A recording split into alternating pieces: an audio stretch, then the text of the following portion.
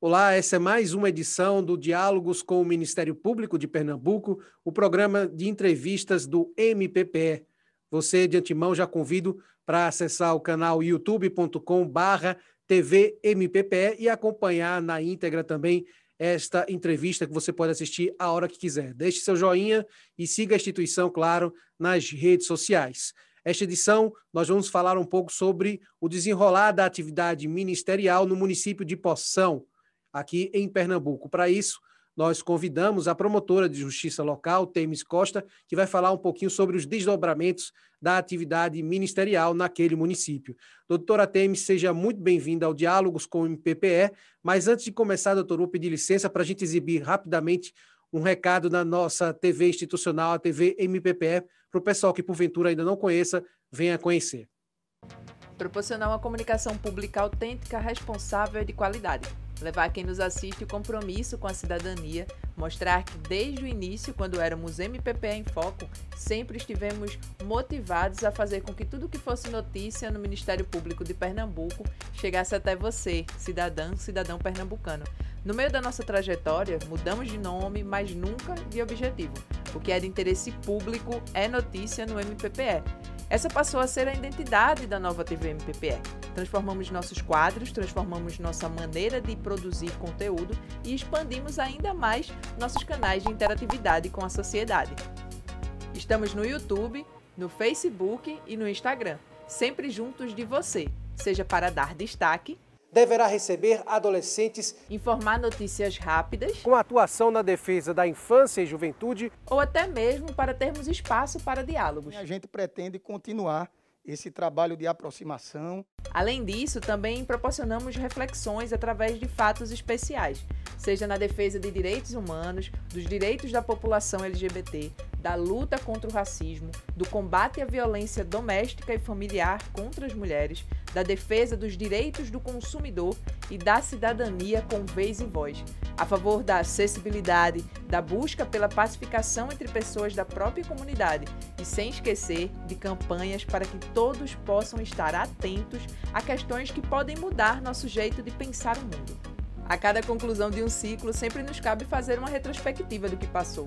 São 5 anos tendo mais de 170 mil visualizações em 5,2 mil horas de exibição. No meio do caminho, nos deparamos com um grande desafio: manter nossos conteúdos ativos, mesmo em plena pandemia. Pois é, o mundo parou, mas nós continuamos com o nosso trabalho. Afinal, superar desafios sempre nos motivou e continua nos motivando a levar até você uma comunicação pública com responsabilidade social. TV MPPE há 5 anos. O que é de interesse público é notícia no MPPE. Muito bem, fica o convite aí para você acessar a TV MPPE lá no youtube.com/TV MPPE. Bom, doutora Temis, mais uma vez bem-vinda, obrigado novamente pela aceitação do convite aí em participar. E eu queria começar, doutora, que a gente fizesse uma breve contextualização sobre a realidade do município Poção. Como é o município Poção, a população local, quais são as principais demandas, assim, inicialmente, as principais carências do município de Poção, onde é que ele está localizado? Seja bem-vinda mais uma vez. Boa tarde a todos. É um prazer imenso estar aqui, receber esse convite. O município de Poção é uma cidade localizada no agreste pernambucano, com mais de 11 mil habitantes, cerca de 11.300 habitantes. Então, é um município bem pequeno porte e, por isso, as dificuldades locais compatíveis, no caso, com o porte do município. Está localizado no agreste e ele se encontra quase na fronteira com a Paraíba, e o acesso dele se dá pela 232, entrando no município de Pesqueira e pega a PE para chegar no município de Poção. Por isso também essa localização dele geográfica define bastante o município por causa dessa dificuldade de acesso e interligação com outros municípios. Ele fica, no caso, a 244 quilômetros de Recife, mas tendo esse acesso por Pesqueira. é a segunda cidade mais alta do estado, perdendo apenas de Triunfo, ou seja, a gente tem um clima lá em Poção bem ameno, chegando a mínimas de 14 graus, que o nordestino gosta de frio, então lá tem frio. É caracterizado principalmente a economia do município pela renda renascença, que eu não sei se algumas pessoas conhecem, mas seria mais ou menos esse trabalho dessa minha blusa, e que é confeccionado com linha e lacê, e é todo manual esse trabalho que é feito, porque o trabalho ele é muito, muito difícil. Ele é traçado linha a linha, ponto a ponto. Então, é uma renda extra das mulheres de Poção, mas que é difícil o acesso ao público desse trabalho manual. Poção também tem uma característica cultural do Cruzeiro de Poção, que é um ponto turístico na cidade, em que há um monumento com as estações do terço, né, para quem é católico, e que com esculturas em tamanho natural, e que também vira um ponto turístico e principalmente visitado no Domingo de Ramos, onde a cidade se mobiliza pela procissão de Ramos, que é um dos grandes eventos no município. E também é um município onde está geolocalizado a nascente do Rio São Francisco. Então, é um ponto de interesse também, com grandes repercussões da nossa atuação. Maravilha, doutora. Já fiquei entusiasmado em querer conhecer Poção. Doutora, um espaço aberto que o Ministério Público aí está proporcionando em Poção para dizer justamente, como, igual a esse programa, prestar contas e falar diretamente com a sociedade local, é um espaço do MP em uma rádio local lá no município. E vocês têm abordado, a senhora tem abordado nesse espaço questões, por exemplo, no mês de março, referentes à mulher, ao enfrentamento à violência doméstica, questões de empoderamento feminino, entre outros assuntos. Também falou sobre a questão mais recente sobre loteamentos, não é mesmo? E eu queria saber, doutora, como é essa experiência de estar em espaço aí aberto ao público para falar diretamente com os moradores de Poção, e se já tem aí estruturado algo para esse mês agora de junho, para continuar falando aí. E eu queria saber esse contexto, no que se baseou esse contexto, principalmente no enfrentamento à mulher, o enfrentamento à violência doméstica e familiar contra a mulher, e também questão de loteamentos, como é que está essa questão, porque a senhora achou importante contextualizar esse tema, né, aí em Poção. Quando sobreveio a pandemia, a gente teve que se reinventar. E nesse se reinventar, eu comecei também a necessidade de como eu vou continuar tendo este contato com a população.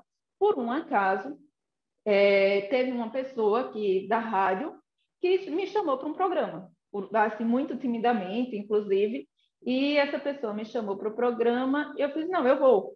E ela até tomou um susto, achando que eu ia atender pelo telefone, fazer remoto. Eu fiz, não, eu vou aí porque a ideia era um bate-papo, e aí a questão de olhar olho no olho. E aí achei uma ideia bacana e encontrei ali uma via de acesso. Comecei até a dizer que eu estava montando o meu programa, né, no rádio. Fiz uma primeira entrevista contando do meu trabalho, da minha atuação em Poção, tudo mais. E o mês de março a gente tem, né, a data comemorativa do mês da mulher. E eu já tinha, né, assim, acho que é todo o Brasil generalizado, a questão dos índices de violência doméstica contra a mulher, que são altíssimos. E é um trabalho em que a gente é orientado e a gente sente uma necessidade de fazer um trabalho preventivo. Então, quando chegou agora na pandemia e vi esse espaço na rádio, então eu montei um programa nas 4 sextas-feiras do mês. Eu fiz um programa voltado para a violência doméstica contra a mulher. E depois dessa série de programas no mês de março, foi muito engraçado que eu me encontrei com algumas pessoas e elas faziam assim, das pouquíssimas pessoas que eu tive oportunidade de encontrar em Poção, eles faziam assim, estou ouvindo o seu programa toda sexta na rádio. Quer dizer, não é um programa, foi um acaso, uma série. Então, eu acabei me sentindo na necessidade de continuar com esse programa face à grande repercussão. E, paralelo a isso, Quando foi no começo do ano, em janeiro, eu instaurei um procedimento na promotoria sobre os loteamentos. E o loteamento, numa época normal, a gente faria uma audiência pública. Então, eu fiz, não, eu tenho esse espaço na rádio, vou fazer novamente uma série de programas sobre loteamentos, hein? E que, no final das contas, todos eles acompanham o que é a temática base, o objetivo base do nosso trabalho do Ministério Público na população, que é tentar fazer uma conscientização de cidadania. Doutora, falando agora da seara de saúde ambiental, como é que o Ministério Público em Poção vem tratando, por exemplo, a questão da Política Nacional de Resíduos Sólidos? O ano passado, a gente começou um trabalho com Poção, inclusive fazendo um termo de ajustamento de conduta com a prefeitura local, para fazer a implementação da política de meio ambiente. A prefeitura, ela atendeu os requisitos que lhe eram alcançados daquele acordo que foi feito com o Ministério Público. Mas a pandemia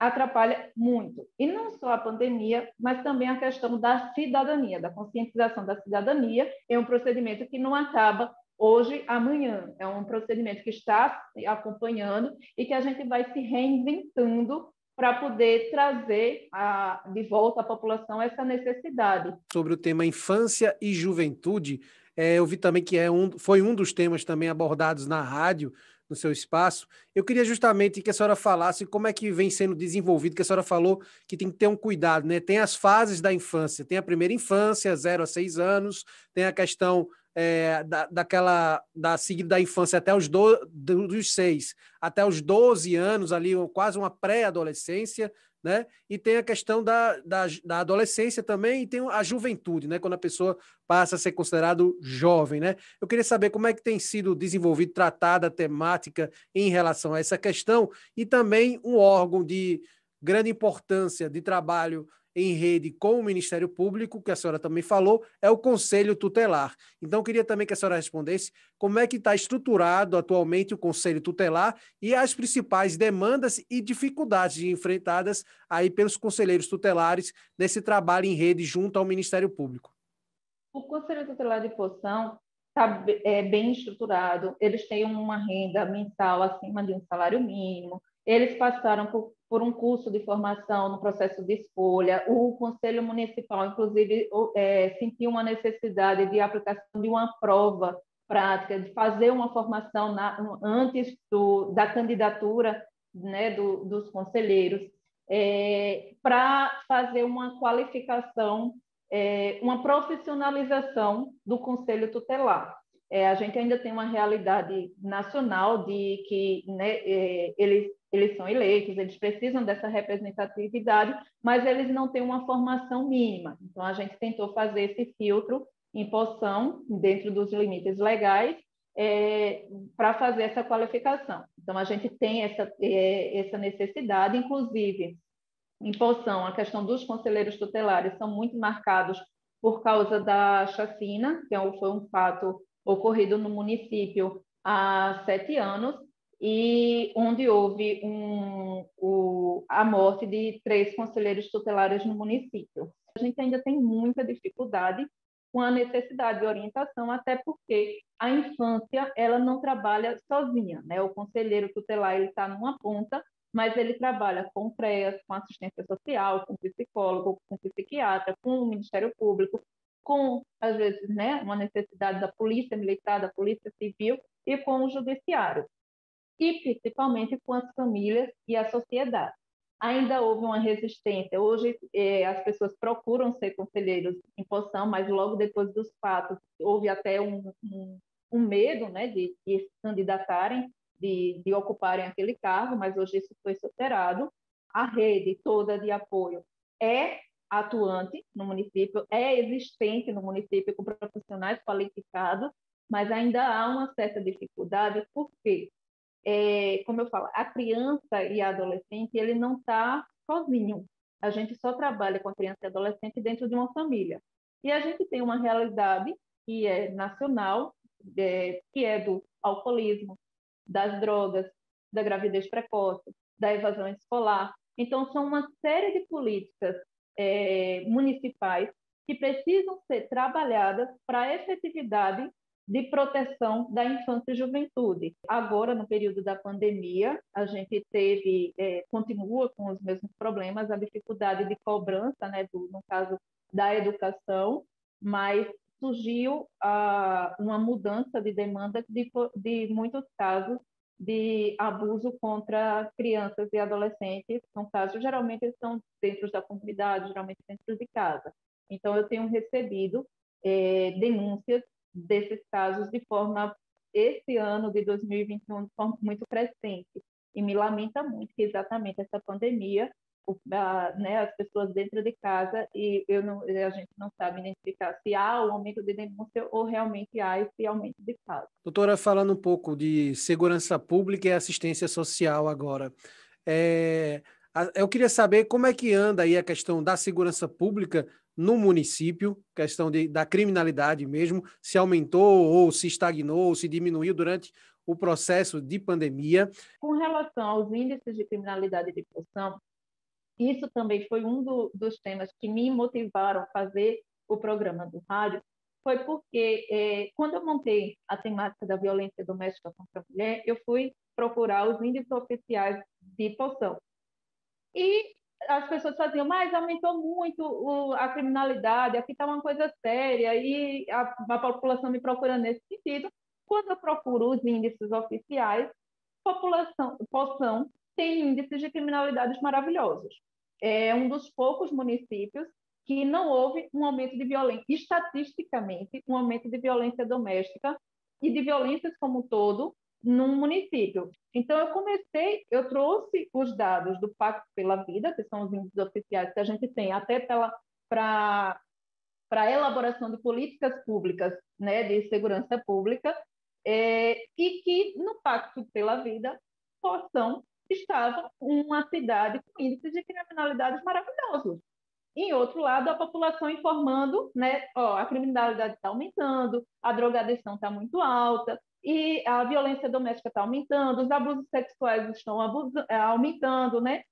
E aí eu tenho dito muito à população, que a população está desistindo dos direitos de cidadania. Quando eu tenho um roubo, um furto, por exemplo, de um aparelho celular, o pessoal deixa de registrar. Ah, não vai dar em nada. Ou, principalmente, na zona rural, roubo de gado, ou pequenos furtos, né? No caso, a maioria são furtos na zona rural. E a população não registra. Ah, eu não vou ter esse bem de volta. Eu fiz certo, mas você também não vai ter segurança pública, porque você está contribuindo para um índice de criminalidade para primeiro mundo, quando não representa a realidade com os dados concretos.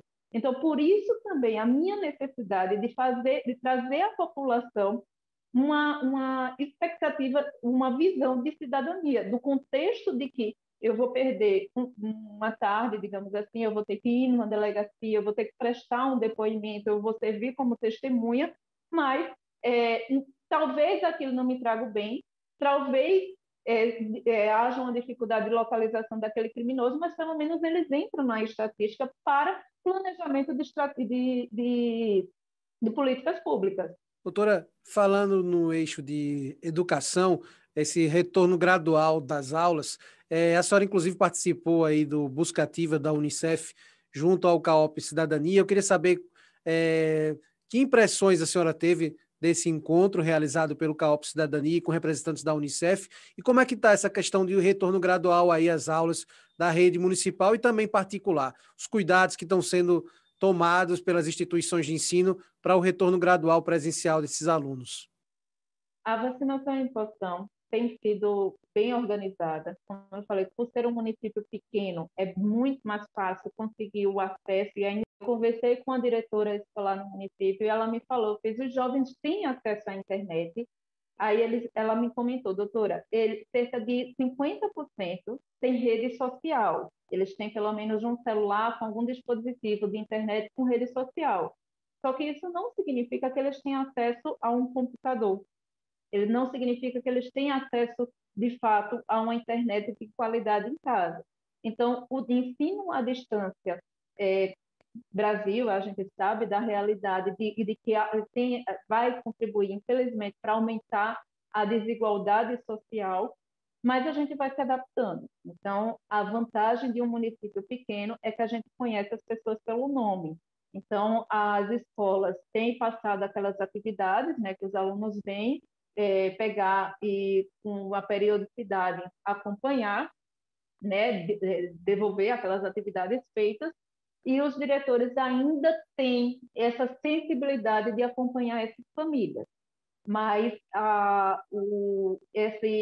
essa diferença, né, no caso, essa necessidade de ainda não ter o ensino presencial ainda prejudica bastante, ainda é uma ansiedade muito grande na população de Poção dessa readaptação pela realidade do município. Inclusive, a gente tem pouquíssimas escolas particulares no município, como eu falei, do sexto ao nono ano é uma única escola no município, né? Então, a gente percebe que a realidade da educação é eminentemente pública e pública nessas condições. Então, eles têm tentado fazer esse trabalho. No caso, em Poção, a gente tem o selo Unicef, foi renovado também para o biênio de agora. Já havia implementado o Busca Ativa do selo Unicef e tem também em coparticipação o diálogo com o programa Bolsa Família, já que a gente tem um percentual muito alto da população de Poção beneficiária, né, do Bolsa Família. Então, havia já esses dois programas de controle de evasão escolar no município de Poção. O Ministério Público tem ainda, né, como programa institucional, o Voltei, e agora eles perceberam, né, a comunicação do Voltei com o Buscativa do selo Unicef, que realmente o Buscativa do selo Unicef está sendo executado no município e que os índices de evasão ainda são baixos. Doutora, com relação à vacinação contra a Covid, como é que está o desenrolar da vacinação aí em Poção e também com relação à vacinação contra a gripe, que está em curso aí uma grande campanha a nível nacional, mas que está tendo baixa procura. Eu queria saber se em Poção também as pessoas não estão indo a se vacinar contra a H1N1 também. A vacinação do Covid, ela tem atendido ao programa municipal, programa nacional, né, e a gerência regional, tem atendido aos critérios que têm passado, todas as vacinas, inclusive as doses extras que vêm eles conseguem aproveitar. Tem um diálogo muito estreito da Secretaria de Saúde com o Ministério Público no acompanhamento dessa vacinação, até por ser um município pequeno, a gente conhece as pessoas pelo nome, a fiscalização da população também é muito vista de perto. Inclusive, quando houve um questionamento extraoficial da publicidade dos vacinados, porque, como eu tinha esse diálogo oficialmente muito estreito, não tinha havido necessidade de cobrar da Secretaria de Saúde a divulgação de nomes. E aí já houve a necessidade, o município se adaptou para que houvesse essa publicação desses nomes e aumentar o controle e fiscalização da população. Por outra via, a questão da H1N1. Eu acredito que seja uma realidade das outras vacinas do calendário de vacinação. Em Poção já havia, antes do período de pandemia, uma dificuldade muito grande de conscientização da necessidade de vacinação como um todo. Então, eu acredito que o da H1N1 esteja também, né, nesse nível, mas que, por parte da municipalidade, a disposição e a organização dessa vacina, eu nunca ouvi nenhuma reclamação. Ao contrário, eu sempre tenho um diálogo institucional bem estreito com o pessoal da Secretaria de Saúde para fazer essa oferta de todos os serviços básicos de saúde no município. Doutora, o MP fez uma recomendação com relação à adequação do serviço de mototaxistas. Como é que está essa questão em voga e a questão também da organização do transporte público em relação ao cenário pandêmico? O transporte público de Poção, infelizmente, ele é essencialmente com os mototaxistas e o município é pequeno, dentro do município geralmente são esses mototaxistas e para o município vizinho, que é de Pesqueira, há as lotações. As lotações, eles ainda se organizaram em uma associação e conseguem mais ou menos regulamentar esse serviço. Já os mototaxistas, a gente tem uma realidade assim, lamentável no município de não oficialização do serviço. Em que sentido? Na época que eu pesquisei, eu acho que foi 2018, 2019, 75% dos mototaxistas de Poção não tinham sequer a carteira de habilitação, mas que dentro de todo um contexto social. Por exemplo, no município não tem uma escola de condutores. O custo de tirar uma carteira de habilitação é muito alto para a realidade do município. Esses mototaxistas que exercem, de fato, a atividade no município são geralmente ex-agricultores. Então, houve uma regulamentação, né, um cuidado da prefeitura em fazer a identificação dos mototaxistas por crachá, com nome, com colete de identificação, dos pontos de atendimento, mas ainda há uma dificuldade muito grande de acesso em si da Carteira Nacional de Habilitação. Muito bem. Nós conversamos nesta edição do Diálogos com o MPPE com a promotora de justiça do município de Poção, no agreste pernambucano, falando um pouquinho sobre a realidade aí da atuação naquele município. Doutora Temis Costa, mais uma vez, obrigado pela aceitação do convite em participar, em dialogar aqui com toda a sociedade pernambucana, participando aqui do Diálogos com o MPPE. E antes da gente encerrar, doutora, por favor, eu queria que a senhora, nas considerações finais, deixasse os contatos, porventura, daquelas pessoas que necessitem de um suporte aí do Ministério Público, onde encontrar o Ministério Público em Poção. A gente tem à disposição os telefones da promotoria, que é o 087-3834-1906. A gente tem o e-mail da promotoria, pjpocal@mppe.mp.br, além da ouvidoria pelo site do Ministério Público para fazer, no caso, denúncias ou reclamações. Mais uma vez, obrigado, doutora Temis Costa, promotora de justiça no município de Poção, esclarecendo aí as suas atividades ministeriais em meio a esse cenário pandêmico. E obrigado a você que nos assistiu até agora. Lembrando que você pode assistir o programa na íntegra no youtube.com/tvmppe. Não esquece de seguir a instituição nas redes sociais e a gente se encontra num próximo programa.